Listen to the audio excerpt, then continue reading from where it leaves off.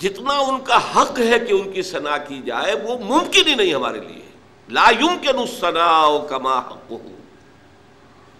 بس ہمیں صرف یہ کہہ کر جو ہے اس بات کے دامن میں پناہ لینی ہے کہ بعد از خدا بزرگ توئی قصہ مختصر. اللہ کے بعد آپ ہی کی ہستی ہے بلند ترین عظیم ترین. اب اسے کس طرح بیان کریں, کیا بیان کریں؟ ہمارا تصور سے بھی آگے بڑھ کر تخیل بھی سرنگوں ہے کہ وہ اس مقام بلند و رفیع کا کوئی ادراک اور شعور کر ہی نہیں سکتا. اسی کو نہایت خوبصورت انداز میں غالب نے کہا ہے ما ثناء خواجہ بیزداں گذاشتے. ہم نے حضور صلی اللہ علیہ وسلم کی ثنا اور حمد کو خدا کے حوالے کر دیا ہے, یزداں کے حوالے کر دیا ہے. ہم اس کی کوشش ہی نہیں کرتے. کہاں ذات پاک مرتبہ دان محمد است, اس لیے کہ وہی ذات پاک ہے جو اللہ کے جو محمد الرسول اللہ کے اصل مرتبے سے واقف ہے.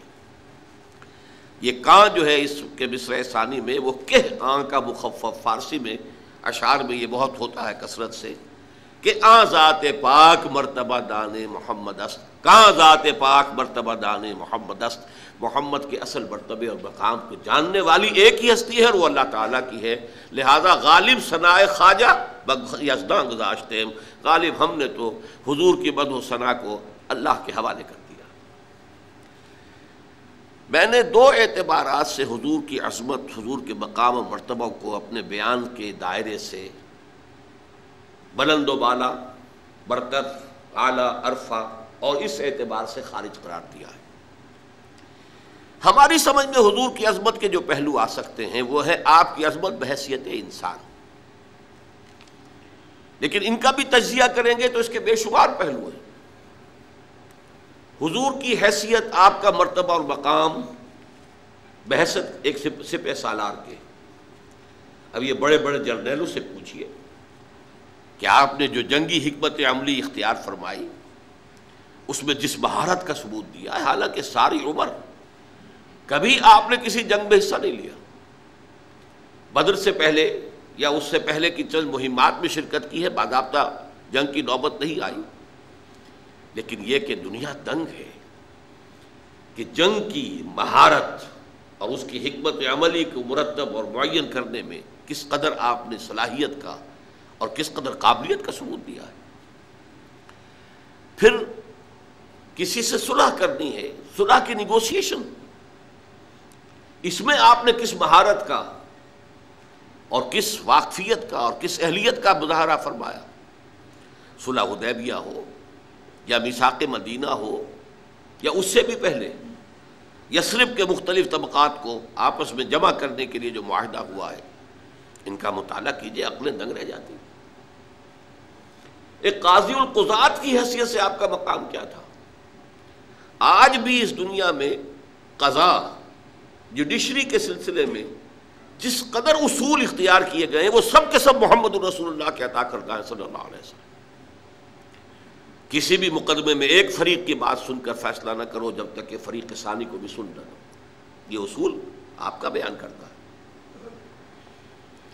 شک کا فائدہ ملزم کو دیا جائے, ملزم جسے کہنا چاہیے اصلا, جس پر الزام لگایا گیا ہے, شک کا فائدہ اسے دیا جائے گا. جو الزام لگانے والا ہے اسے نہیں. یہ فیصلہ محمد رسول اللہ کا ہے. یہ اصول آپ نے انیشیٹ کیا ہے کہ 100 مجرم چھوٹ جائیں کوئی حرج نہیں, کسی بے گناہ کو سزا نہیں ہونی چاہیے. یہ اصول آپ کا دیا ہوا ہے.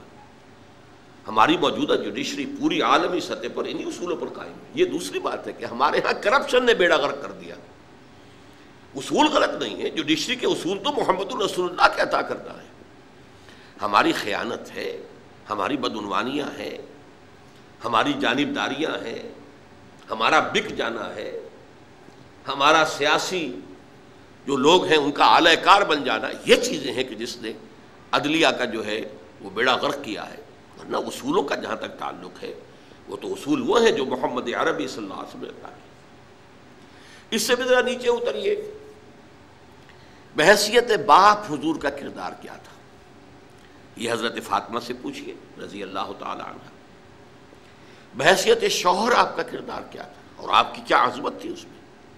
یہ حضرت عائشہ سے پوچھئے، حضرت حفصہ سے پوچھئے، حضرت ام سلمہ سے پوچھئے رضی اللہ تعالی عنہ۔ پھر یہ کہ ایک داماد ہونے کی اعتبار سے آپ کا کیا کردار تھا؟ حضرت عمر سے پوچھئے، حضرت ابو بکر سے پوچھئے۔ گویا کہ جتنے انسانی علائق ہو سکتے ہیں ان کے اعتبار سے بھی آپ کی شخصیت کی عظمت، آپ کے کردار کی بلندی، یہ وہ چیزیں ہیں کہ جو ہماری سمجھ میں آ سکتی ہیں۔ ایک داعی کی حیثیت سے آپ کا کیا مقام ہے، ایک مربی کی حیثیت سے آپ کا کیا مقام ہے، ایک معلم کی حیثیت سے آپ کا کیا مقام ہے، یہ چیزیں ہیں کہ جو ہماری سمجھ میں آ سکتی ہیں، ان کا کچھ نہ کچھ ادراک و شعور ہم کر سکتے ہیں۔ لیکن ان تمام حیثیتوں کو داعی، مبلغ، مربی، مزکی، میں ان کو جمع کرنا چاہتا ہوں ایک لفظ میں، ایک انقلاب کے داعی اور ایک انقلاب عظیم کے برپا کرنے والے کی حیثیت سے آپ کا مقام کیا ہے۔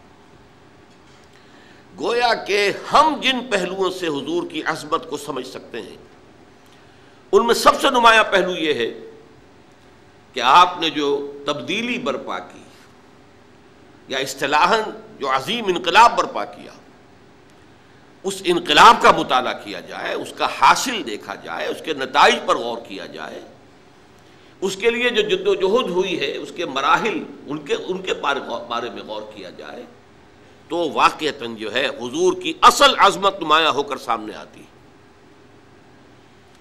چنانچہ یہ ہے وہ عظمت آپ کی جس کا کہ اقرار اور جس کی گواہی پوری دنیا نے دی، اور واقعہ یہ کہ یہ 20ویں صدی اس اعتبار سے نمایاں ہے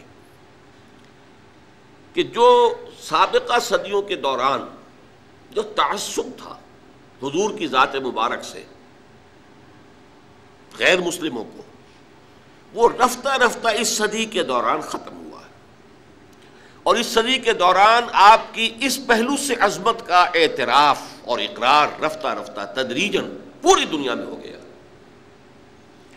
اس صدی کے بالکل آغاز میں 1920 میں اسی شہر لاہور میں بریڈلا ہال، جو اب کھنڈروں کی شکل میں شاید رہ گیا ہے یا کوئی اور چیز تعمیر ہو چکی ہو، مجھے معلوم نہیں اس کی جگہ، بریڈلا ہال لاہور میں 1920 میں ایم این رائے نے ایک لیکچر دیا تھا، the historical role of Islam.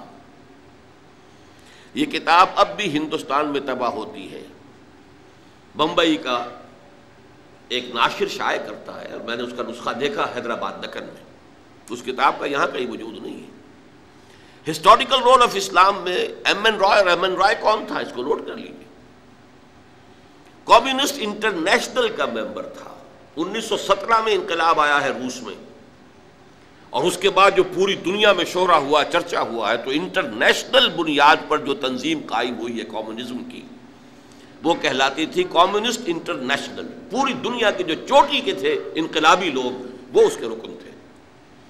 M N Rai India کی جانب سے اس کا رکن تھا، بہت بڑا انقلابی، لیکن وہ ہسٹوریکل رول آف اسلام میں صاف کہتا ہے کہ تاریخ انسانی کا عظیم ترین انقلاب وہ تھا جو محمد رسول اللہ صلی اللہ علیہ وسلم نے برپا کیا۔ بڑی تفصیل سے کہتا ہے کہ جو فتوحات حضور کے جانشینوں نے اور جانثاروں نے حاصل کی ہیں، جو بجلی کی سی سرعت کے ساتھ عراق اور شام اور پھر ادھر ایران، ادھر مصر، شرقاً غرباً جس تیزی کے ساتھ فتوحات ہوئی ہیں، اگرچہ اس تیزی کے ساتھ فتوحات تاریخ انسانی میں پہلے بھی ہوئی ہیں۔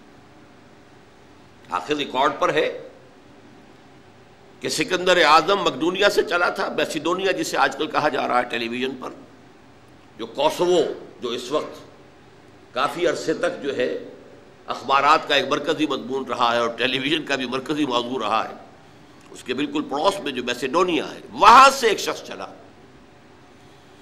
اور دریائے بیاس تک پہنچا، تو